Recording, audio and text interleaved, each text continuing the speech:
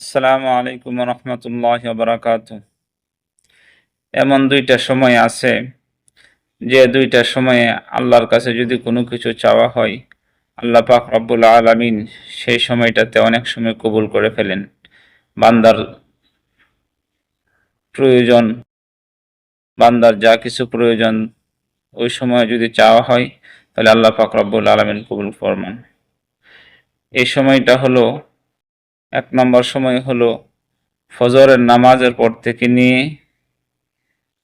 সূর্য উদিত হওয়ার আগ পর্যন্ত। দ্বিতীয় সময় হলো মাগরিবের নামাজের আগে, বিশেষ করে শুক্রবার মাগরিবের নামাজের আগে দোয়া কবুল হওয়ার সময়। এই দুই সময়ে যেন আমরা ফজরের নামাজের পরে না ঘুমাই, আর মাগরিবের নামাজের আগে যেন আমরা অন্য কোনো কাজের মধ্যে জড়িত না থাকি, আমরা যেন আল্লাহর ইবাদতের সময়টা লাগাইতে পারি। এই দুইটা সময় যেন অবহেলায় না যায়, কারণ এই দুই সময় ফেরেশতারা অবতীর্ণ হয়।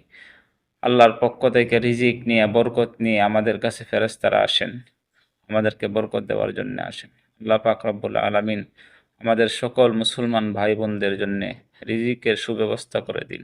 আসসালামু আলাইকুম রহমতুল্লাহ।